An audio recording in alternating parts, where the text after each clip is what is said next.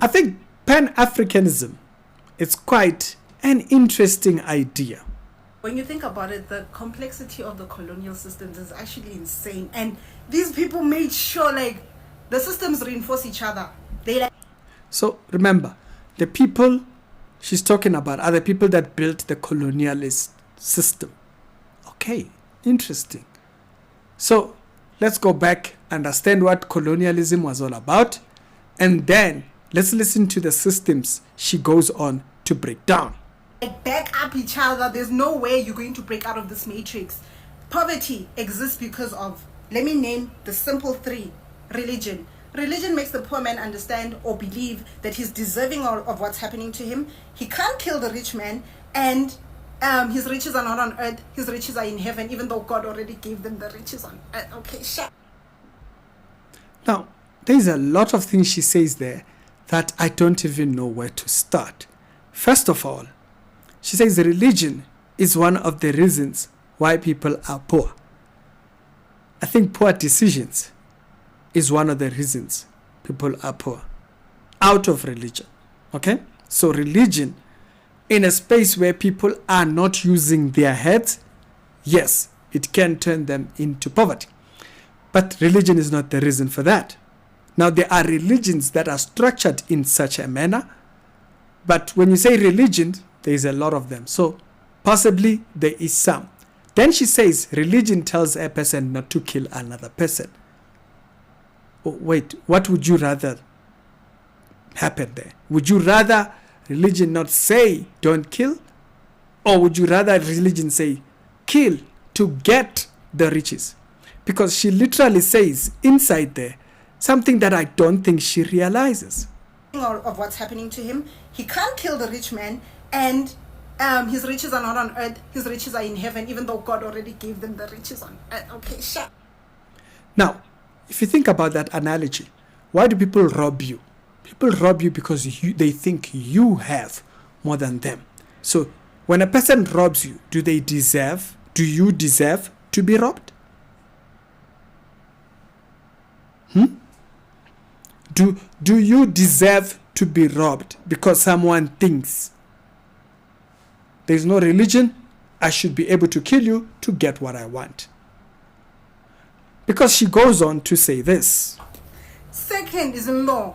Law is morally influenced, religiously influenced, because a lot of things are wrong because they're wrong morally, therefore they are then, like, you can't kill, you can't steal, you can't, some of them are morally influenced, you know? So would you rather we don't have that?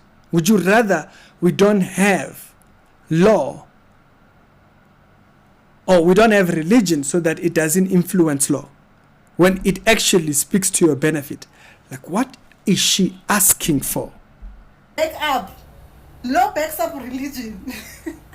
Or religion backs up law, whatever the case may be. You can't kill the rich man, you can't steal from the rich man, even though the rich man is using you to make his money. Imagine that. No, we don't have to imagine it. That's how the economy works. You work for someone who can employ you. We don't have to employ that. Why is she speaking as if this is a new idea she just discovered? The rich man, even though the rich man is using you to make his money. Imagine that. You can't kill, you can't steal, even though that's what happened. In order for us to be in this position, they killed and stole. Okay, sharp. The third one, education. Education is not the rich man versus the poor man. Education is just the poor man against themselves. All of y'all, if you are in the education system, you're poor. I'm sorry. She knows that people don't only learn things to get jobs, right? Okay, maybe one day she'll get to that point. Sorry to let you know this. You're poor. You're just the best slave.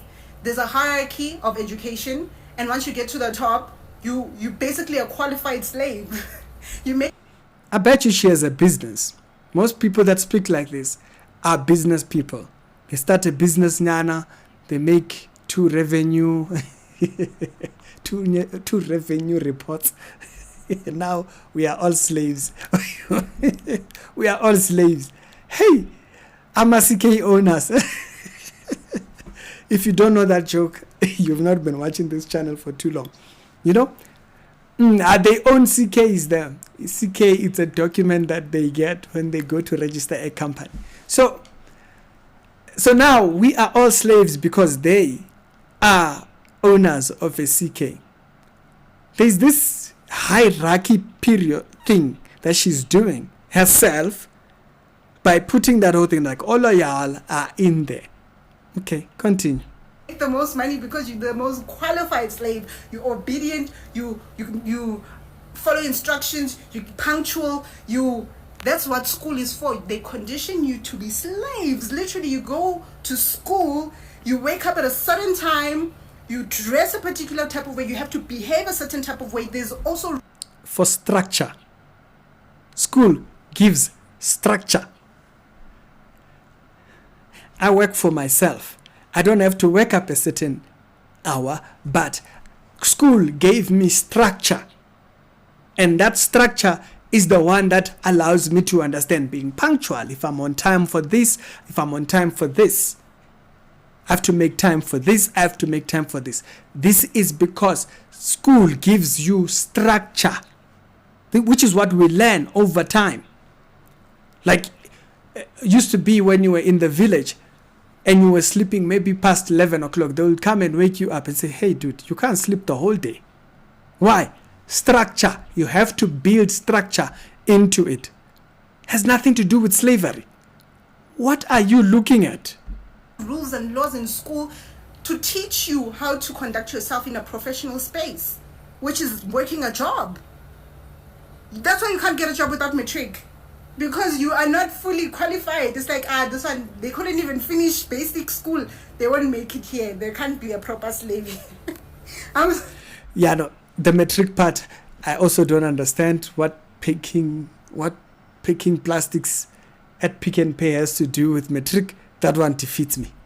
I'm actually tired, bro. I'm not gonna lie. And then on top of that, we have to follow. This is a white man's world. We follow their traditions, their ways of living. That's why so many of you have depression and HDA, all these freaking mental illnesses, because this is not how you're supposed to be living. Your body is literally, like, it can't take it. It can't. How are we supposed to be living? How? We live in the city, right? We live in a modern world. You live in a modern world, judging by the background of your thing. You're not living in a hut. Are you living out of slavery that you claim? You live in a white man's world. Why do people make these claims? What do you get from speaking like this? Why are you that guy? We should just ask people, like, why are you that guy? Why do you like being that guy? That guy that makes this type of claims. What does this talk do for you? What do you want from us? Like, you don't like the system, build a system that works around you. It's a white man's world. Okay, which part of it? Do you want us to be living in mud houses? Do you want us not to have sophisticated hospitals, medication, science, and all that kind of watches? What is it that you don't? What do people who speak like this want? Take it. That's why so many of you have anger issues. That's why there's so much violence and anger. Everyone is angry. No one is happy. Everyone is angry. Because this is not how you're supposed to be living. And I don't blame you guys. I'm tired as well. And then on top of that, you have to pay someone to listen to your issues. They say go to therapy so you can pay someone to listen to your experiences. There's no fucking way, guys. This is not the life God intended for us to live. I am so sorry. That's why, like, even praying. Now, right there, she introduces something. She says, this is not the life that God intended for us to live. So right there, pause, reset. That's why you need Genesis. But of course, she'll say that it's a white man's book, it's a white people's thing, you know. I don't know. Maybe she believes that kind of stuff. She's already sounding like that. If you go back to Genesis, it tells you what happened for us to be here. And if you read what happens after man sins, it literally introduces you to why are things the way they are. We live in a fallen world. We need rules. We need structure. We need formats. We need to go through 3-4 instructions before a person gets to step number 5. Because someone will mess it up and break something that they ought not to break. We live in a fallen world where people are forgetful, too busy, too irritated, too complex for a working structure that they can't do multiple jobs. They're at work just doing this, handing off this. That's become work. So we need routine. Does routine mean things are bad? No, it just means cheap labor, whatever you may call it, and stuff. So the earlier part of a video are very complexing for me. So if you understand that that's not how God wanted us to live, that should have been the answer, right? For a job, it's like, I'm sure God is like, you praying for a what? I gave you water and fruits and everything you need. You praying for a what? And fruits and everything you need. You praying for a what? I'm sure God is like, you praying for a what? I gave you water and fruits and everything you need. You praying for a what? I can't do that. Okay, so her idea is living off of the land. Okay, but the Bible says to multiply. The Bible says to expand and to go out into the world.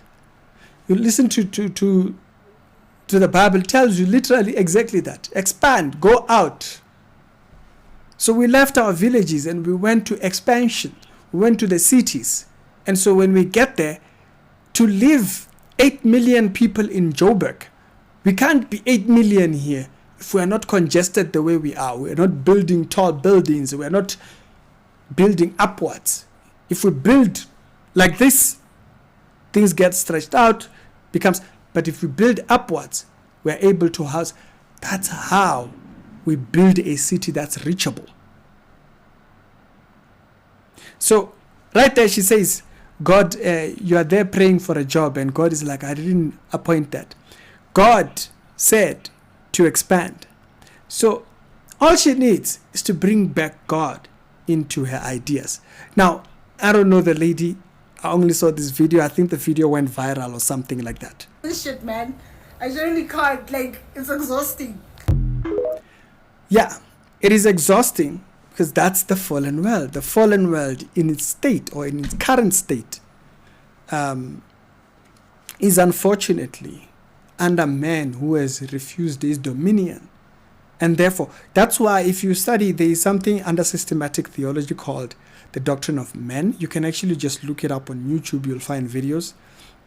Systematic theology, they have all these points. So you can understand all these particular points of study. Why are things bad? Why doesn't God do something about this bad world? Why doesn't this? Where you see all these questions. And if we go to him for these questions, right? If we don't just sit and then ask ourselves, but if we go to him to ask these questions, our answers are sufficient. We live in a world and function the right way.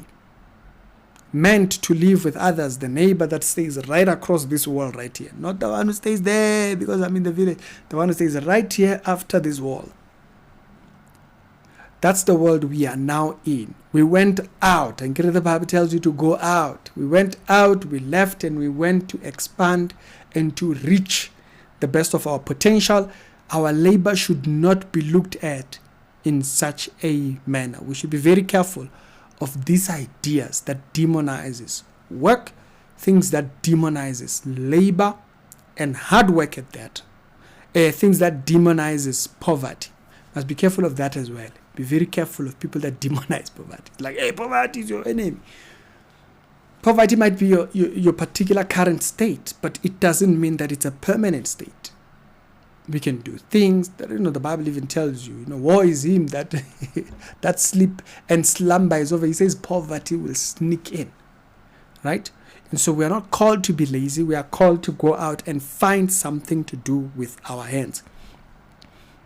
But the earlier part, it's very confusing because she doesn't have God within her framework. She has these ideas of you can't kill, you can't. So now wait, are you saying we should be able to do those things?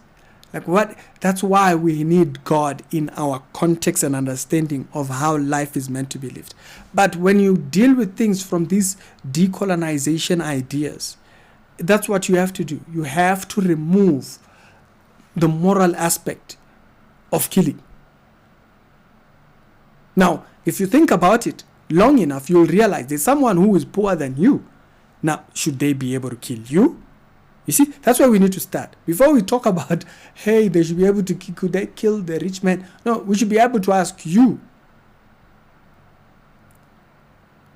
What about the guy who's poorer than you? Should he be able to kill you? I think the answer would differ then. But yeah, tell me your thoughts down in the comment section. It's the Reality Show. We do daily Christian commentary videos. I thought this video was very interesting. How the very thing we would revolt against, someone can speak almost sounding as if they are for it. I was very confused. Like, why is that some type of a solution? Why? But hey, the world is weird and it only gets weirder. Other episodes that we did will be down in the pinned comments. Y'all tell me your thoughts down in the comment section, and I'll see you on the later on episode.